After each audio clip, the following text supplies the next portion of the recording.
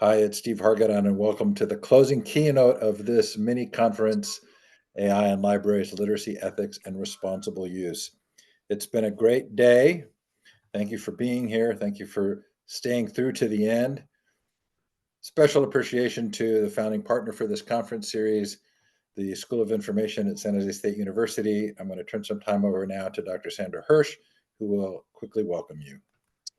Hi, everyone. I'm Dr. Sandy Hirsch, and I am the Associate Dean for Academics in the College of Information, Data, and Society at San Jose State University, and also the Special Advisor to the Provost on AI curricular initiatives at San Jose State. And I'm so delighted to welcome you to the final bit of our amazing 3-hour conference today. We're going to move into the closing keynote.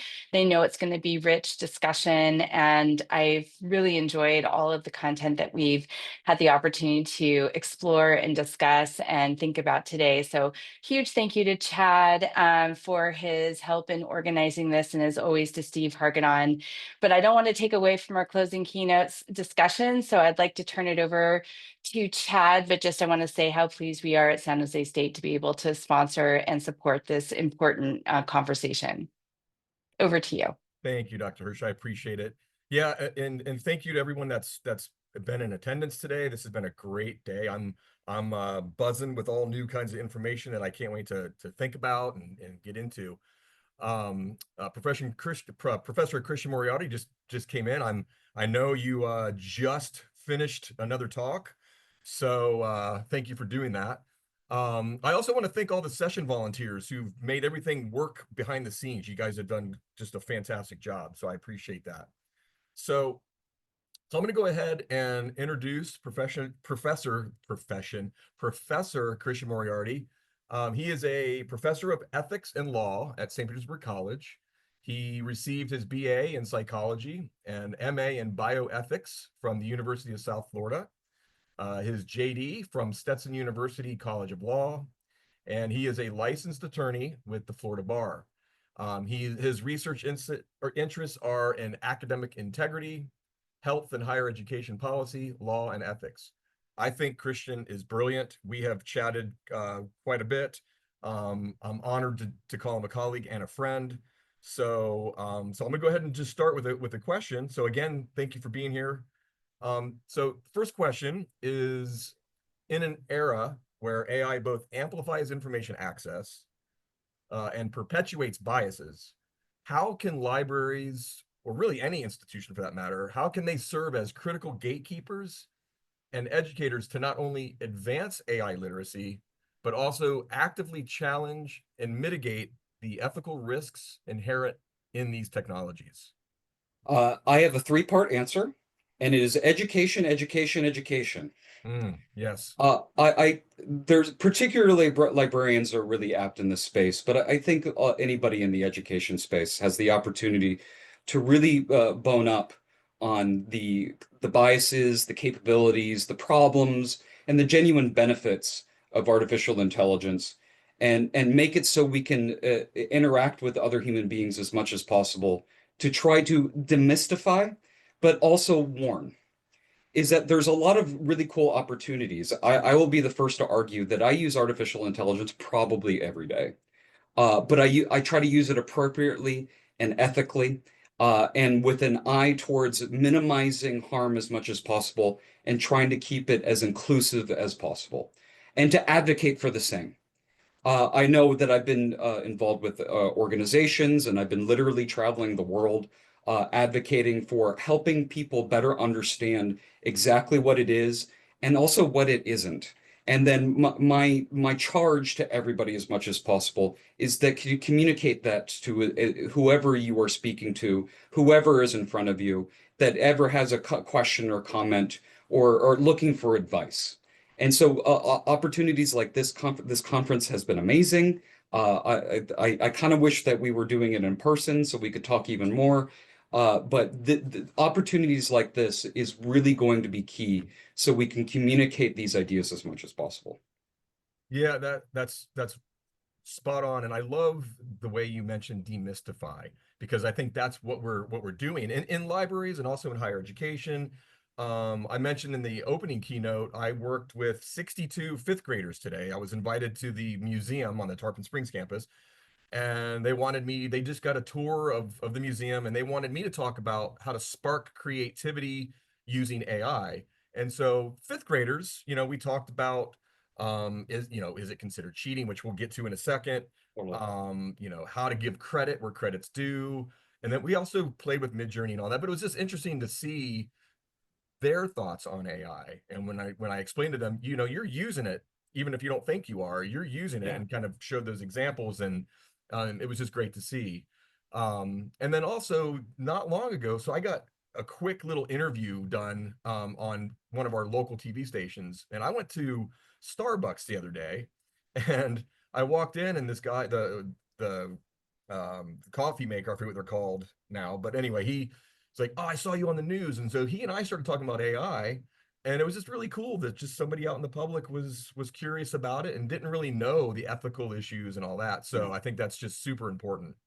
I couldn't agree more. So the next question, so I actually posed this question, so I believe Crystal in the opening keynote, but I really do think it's important to look at again.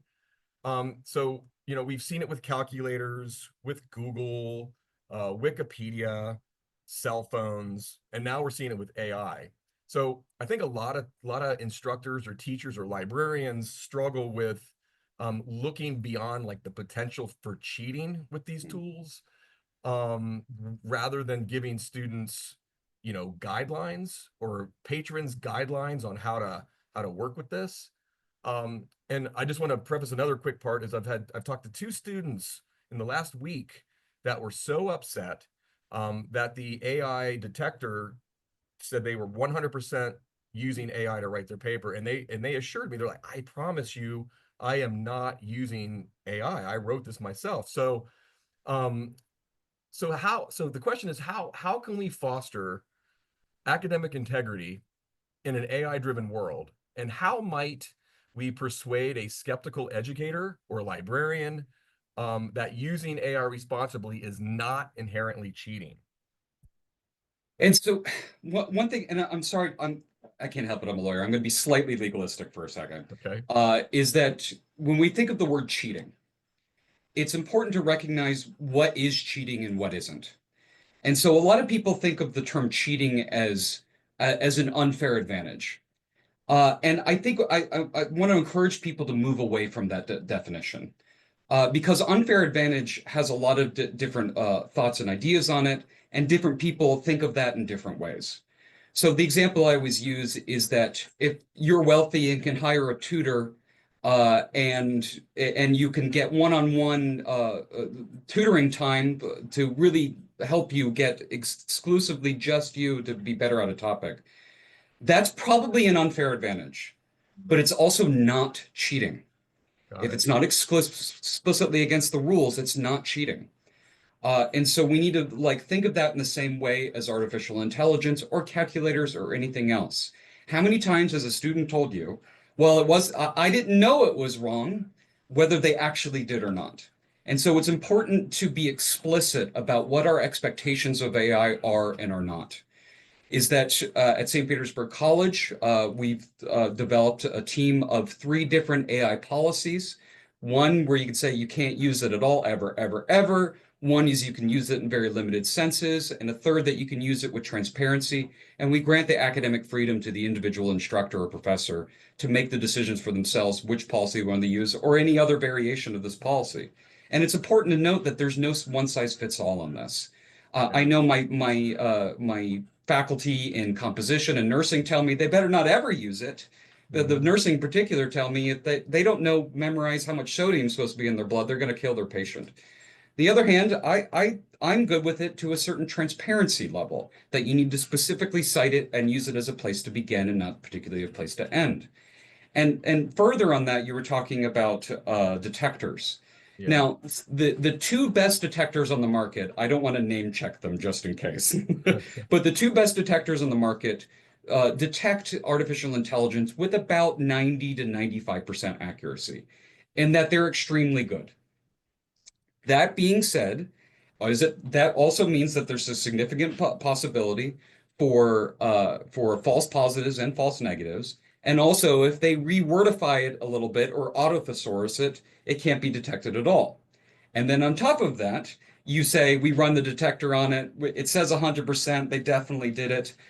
I mean, they probably did, more than likely. Can you prove it in a court of law? Right. That's Can you true. prove it in a hearing?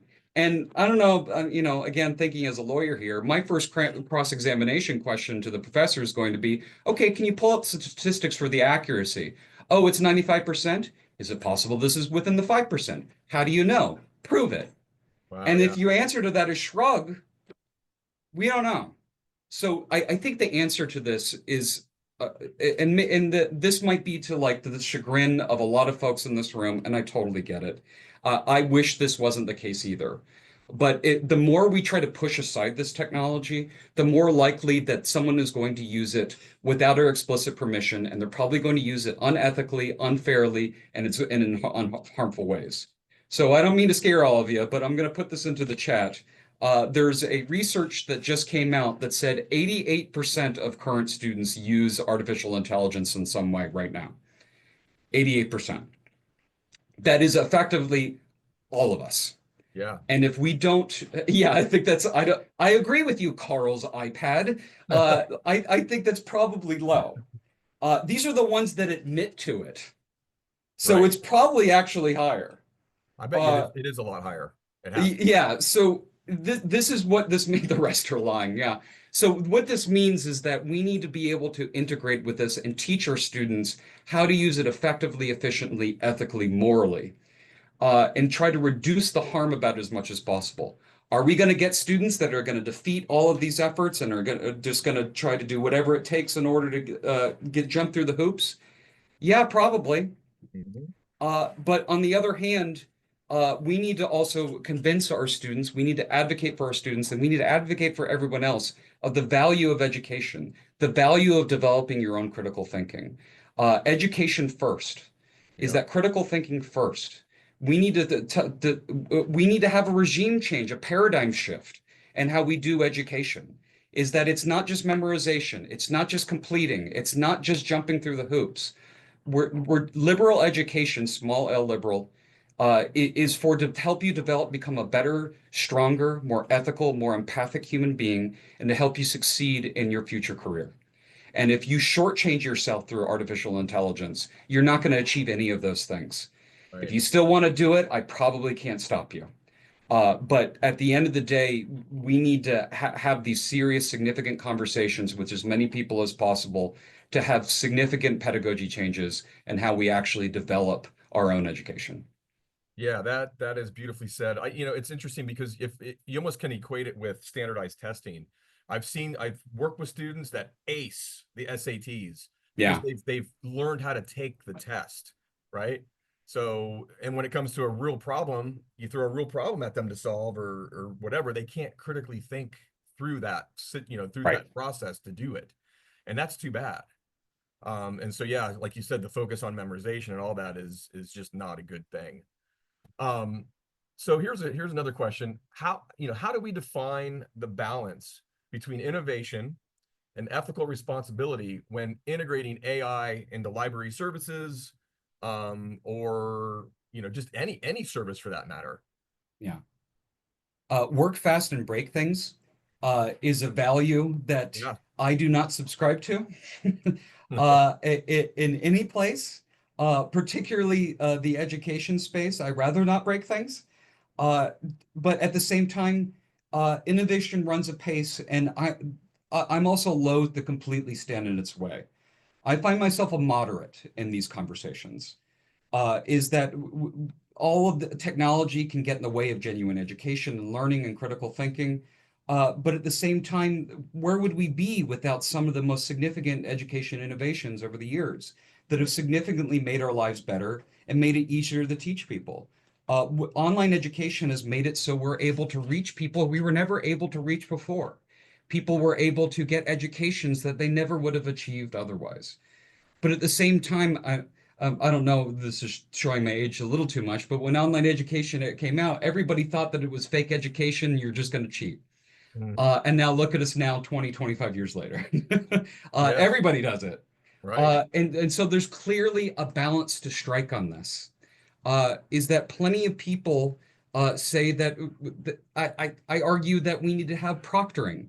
I know it can be a significant invasion of privacy, but I need to know that you're the one that's taking this test, that you're the one that's sitting and gleaning on this. There's an actual proof of learning, as someone put so eloquently in chat, not just something that was turned in. Mhm. And so it's the balance is difficult. And that, as someone said in a previous session, is that we need to say that to the administrators that are making money hand over fist when it comes to these innovations. But that's what we're here for.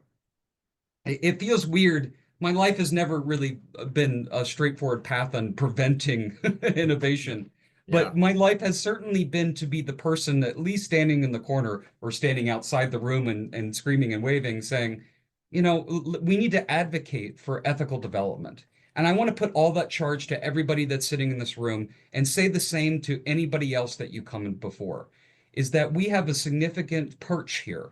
Yeah. Particularly librarians have really high trust in our society that is enjoyed by precious few people in our society. I think it's like librarians and nurses, and it's like that's it, right? Yeah. And that we need to leverage that trust to be able to convince folks that yes, this is good, that we are developing something that can indeed increase the value of our lives and minimize harm, but we need to do that in effective and ethical ways, that we need to evaluate what the training set is. We need to analyze the results of any artificial intelligence that we use and make sure that it's actually doing what we want it to do, while minimizing all the harm as much as possible, while also increasing transparency and inclusivity. Absolutely. And that's why I think another reason why libraries are so important, because we do help, you touched on it before, like the digital divide as well, because, Yeah, a lot of people, we hear about all this AI stuff, but not everybody has access to be able to play with it and to be able to use it. And that's unfortunate. right. And I just see that divide, and you'd think the digital divide is something I learned in graduate school, 100 years ago. And you would think by now we would have figured out a way to solve that problem, but we just haven't. It seems like a lot of times that the divide's getting even larger, especially with this new technology that we have. Yeah. And it's but that's one reason why I love being in libraries, is because since day one, since I started, that's what one of our main focuses is that equal access to information, and providing the technology for people to actually get it. So yeah, I think it's a great thing. Absolutely. Let's see here. Gosh. So here's one that kind of gets into the misinformation side of things, because that's obviously a huge issue as well. How do you think librarians can adapt existing digital literacy or information literacy or even artificial intelligence literacy, to counter the challenges that are posed by generative AI and misinformation, especially if some of these large language models are actually consuming stuff that's not true? Right. I'd say helping people understand how these things are actually developed is that a lot of LLMs are trained on effectively the entirety of the internet that ever was and ever will be, very much a Merlin's library of the human knowledge. And I usually make that joke, and no one ever understands it. Hey, Christian, I think your audio something's going on. I can barely hear you. Sorry. Let's see. Can you There hear you me go. now? Yep. Okay, sorry about that. So Yeah. that was just fine. I was making a terrible joke and it got stepped on. Right. So I was saying, this is Merlin's library is the training set of all of this. And I Uh-huh. usually make that joke to dead faces, but I'm talking to a bunch of book nerds, so I think you understand the reference. Yeah. But this is it's helping people understand that it's everything, all the bias stuff, all the dregs of the internet. And then it's based on algorithms that are what gets the most interest or engagement. One of my colleagues said that LLMs are just a really fancy parrot, is that it's effectively telling you what you want to hear, not as what is actually the truth. Yes. And what it thinks you want to hear based on its other understandings of it, right? And so we've been talking for the past, since the internet came out, of being a critical analyzer of media, is that media literacy. And I think this is just one more thing to add to the media literacy list, is just because it's on the internet, just because you read it, doesn't mean it's true. And that's going to be the same thing with anything else, particularly with artificial intelligence, is that you get some sort of output from it, and then you need to verify that. You need to find other sources for it. You need to make sure that you, at the very least, do a Google or a Google Scholar on it to better understand it and be more involved in that research process. If you wouldn't trust it inherently 100% if it came from Wikipedia, why would you trust it 100% if it came from AI? Exactly. As Hope put in it, trust but verify, and maybe just verify, not so much trust. Is to try to get to and really encourage that as much as possible in any facet that we're working in. I teach an ethics class. My first day in my ethics class is I give them media literacy and AI literacy. When I teach my law classes, I do the same thing. There's so many cases where lawyers put something into an AI and turn it in as a brief, and it turns out that law doesn't even exist. And if lawyers can have been making that mistake, so probably would everybody else, right? Yeah. And then really make clear that to go through the gamut of information and do it no differently than if you were doing research in the stacks 50 years ago. Right. I'm glad you mentioned that too, because I've been thinking a lot about this, and I think you and I have talked about it before. With one thing I will say about AI, like this whole deep research thing that we've got now, it's this new trend. We can see the thinking and all this. I was and I just wrote about this recently, but I'm a big fan of John Zorn. Like he's one of my favorite composers, and he's very avant-garde, very weird, and listen to his music. So he's got a record called Locus Solus, and it was great. So then I used to be interested in Ghost in the Shell. So I used to watch, the old film and the manga and all that stuff, and never really heard that phrase Locus Solus. So then I was watching the most recent film adaptation of Ghost in the Shell, and they mentioned Locus Solus. So then, back in the day, that would take a little while. So those connections are there. So then I went into Perplexity and was just like, hey, I'm curious. Oh, and then so I went into Perplexity and it found all these connections, all these relationships with that term Locus Solus, and tied it all together for me. And then it even recommended a book. Raymond, I forget who the author is right now, but recommended a book called Locus Solus from the 1920s. He was a surrealist. So, back in the day, you'd have to go in the stacks and you'd look around. It would take you a while, which I love that process of research. But now it just seems like the dots are all being tied together and all these connections are being drawn quickly. Now, do you see any, I know there's, Raymond Rousset, thank you. Do you see any issue with that? Or is it a beautiful thing? Like, I don't know. I find myself somewhere in between. Yeah. Similar along those ways. My wife and I are both academics, and we use AI a lot. And she read a book, 20 years ago, and just knew a few things about it. Couldn't remember the author. She was looking for a particular piece of information, and she put it into ChatGPT. I have these pieces of information. I'm looking for this book, and it found the book that she read 20 years ago, based on 3 little pieces of information that she remembered from 20 years ago. Not only that, but it pointed to her the page of the book where that piece of information was located. It's amazing. But here's the thing, she verified it. Yeah. She went and got the book from the stacks and then checked the page, and it was correct. I tell that story leaving out the first part, where how long did it take her to get to that point? How many different variations of a prompt that she have to use in order to get that information? And so I know for a fact the quality of librarians that can benefit from some integration with AI is that when I was in law school, I was spending hours upon hours on pieces of research that it was just taking me so long. And this was pre-AI. They helped me write an algorithm in Boolean search to come up with this exact thing, and they gave me the exact 10 references that I exactly needed. And so Can we integrate that with artificial intelligence at the same time to make that even more efficient? Absolutely. Do you need to verify it and make sure that it's right? Absolutely. Yeah. And so I don't think research has really changed. It may be easier in some ways, it may be harder in other ways. But true evidence, as someone put it in the chat, true evidence is not something that has gone out of style and never will. And as long as we communicate with that with as much to each other as much as possible and teach just the new tools of verification and research, I think we'll be okay.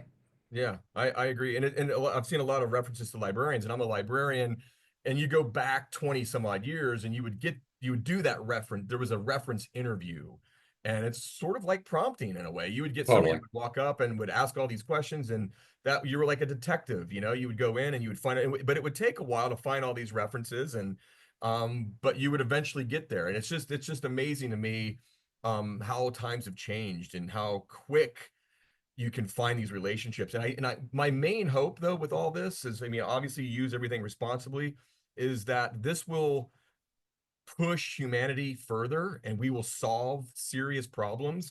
We have a lot of problems to solve, right?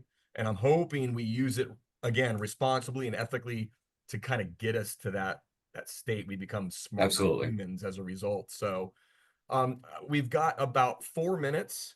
There's a ton of really great stuff in this. I've been trying to kind of read it, but there's a lot in here. I want to thank you, Christian. Is there anything you want to say to end this discussion? I just want to say thank you very much for the invitation. It's really I was able to attend some sessions. They've really been awesome. This is a group of people that I really like interacting with. You guys are great. The thing that I try to always leave off on is that while this is, it's a tool, it can be a scary tool. There's a lot coming into this, but if we work together and combine forces and advocate for ethics and inclusivity and the principles that makes good education and effective libraries, we're going to be that much more powerful in making sure that this is done correctly, ethically, and something that our students and our patrons are left better off for.